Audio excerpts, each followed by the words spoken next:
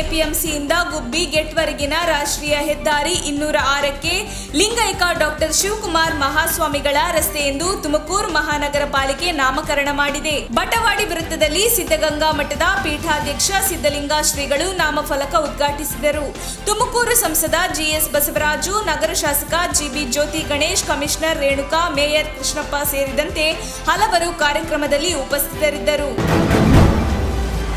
Jhatka cut ಪರವಾಗಿ ಅಭಿಯಾನ ನಡೆಸುತ್ತಿರುವ ಕಾರ್ಯಕರ್ತರು ಬೆಂಗಳೂರಿನ ಕೋರಮಂಗಲ ಜೆಪಿ ನಗರದಲ್ಲಿ ಗುರುವಾರ ಹಲವೆಡೆ ಹಲಾಲ್ ಕಟ್ ಫಲಕಗಳನ್ನು ತೆರವುಗೊಳಿಸಿದರು. ಕೋರಮಂಗಲದ ಅರಮನೆ ದೊನ್ನೆ ಬಿರಿಯಾನಿ ಹೋಟೆಲ್ ಮತ್ತು ಜೆಪಿ ನಗರದ ಅಲ್ಟ್ರಾ ಬಿರಿಯಾನಿ ಪ್ಯಾರಡೈಸ್ ಹೋಟೆಲ್ ಮೇಲಿದ್ದ ಫಲಕಗಳನ್ನು ಬಜರಂಗ ದಳದ ಕಾರ್ಯಕರ್ತರು ತೆರವುಗೊಳಿಸಿದರು. ಇನ್ನು ರಾಜ್ಯದಲ್ಲಿ ಏಪ್ರಿಲ್ 2ರಂದು ಬಜರಂಗ ದಳದ ಕಾರ್ಯಕರ್ತರು ಹಲಾಲ್ ಕಟ್ ಬಾಯ್ಕಟ್ ಅಭಿಯಾನ ನಡೆಸಲಿದ್ದಾರೆ.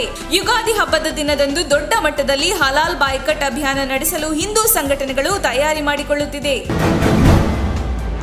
ಅಡುಗೆ ಅನಿಲ ಹಾಗೂ ತೈಲ ಬೆಲೆ ಏರಿಕೆ ವಿರೋಧಿಸಿ ಕಾಂಗ್ರೆಸ್ ನಾಯಕರು ಇಂದು ನಗರ ಸೇರಿದಂತೆ ವಿವಿಧೆಡೆ ಪ್ರತಿಭಟನೆ ನಡೆಸಿದರು. ಕೆಪಿಸಿಸಿ ಕಚೇರಿ ಎದುರು ನಡೆದ ಪ್ರತಿಭಟನೆಯಲ್ಲಿ ಎಐಸಿಸಿ ಪ್ರಧಾನ ಕಾರ್ಯದರ್ಶಿ ರಣದೀಪ್ ಸಿಂಗ್ ಸುರ್ಜೇವಾಲಾ, ಪ್ರತಿಪಕ್ಷದ ನಾಯಕ ಸಿದ್ದರಾಮಯ್ಯ, ಕೆಪಿಸಿಸಿ ಅಧ್ಯಕ್ಷ ಡಿಕೆ ಶಿವಕುಮಾರ್, ವಿಧಾನ ಪರಿಷತ್ನ ವಿರೋಧ ಪಕ್ಷದ ನಾಯಕ ಬಿಕೆ ಹರಿಪ್ರಸಾದ್, ಕೆಪಿಸಿಸಿ ಕಾರ್ಯಾಧ್ಯಕ್ಷರಾದ ರಾಮಲಿಂಗಾರೆಡ್ಡಿ, ಸಲೀಂ ಅಹಮದ್, ಧ್ರುವ ನಾರಾಯಣ್, ಯುವ ಕಾಂಗ್ರೆಸ್ ರಾಷ್ಟ್ರೀಯ ಅಧ್ಯಕ್ಷ ಬಿವಿ ಶ್ರೀನಿವಾಸ್ ಸೇರಿದಂತೆ ಅನೇಕರು ಭಾಗವಹಿಸಿದ್ದರು.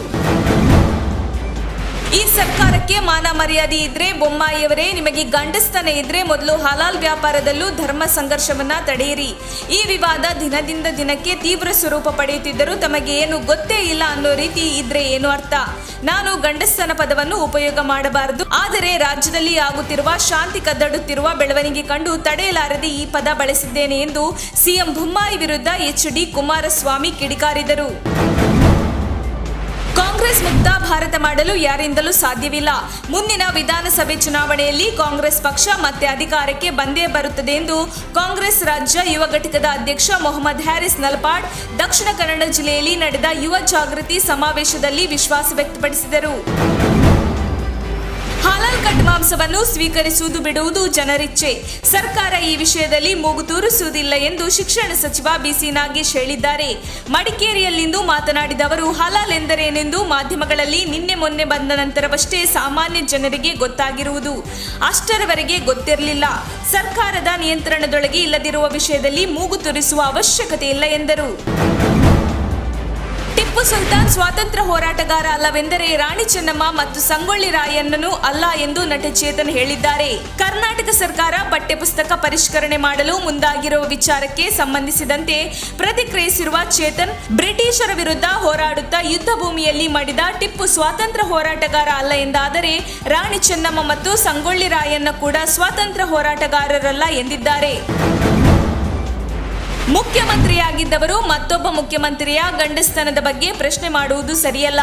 ಕುಮಾರಸ್ವಾಮಿಯವರ ಗಂಡಸ್ತನದ ಹೇಳಿಕೆಯನ್ನು ಉಗ್ರವಾಗಿ ಖಂಡಿಸುತ್ತೇನೆ ಎಂದು ಸಚಿವ ಕೆಎಸ್ ಈಶ್ವರಪ್ಪ ಆಕ್ರೋಶ ವ್ಯಕ್ತಪಡಿಸಿದ್ದಾರೆ. ಗಂಡಸ್ತನ ಯಾವುದಕ್ಕೆ ಬಳಸಬೇಕು ಎಂದು ಕುಮಾರಸ್ವಾಮಿಗೆ ಗೊತ್ತಿದೆ.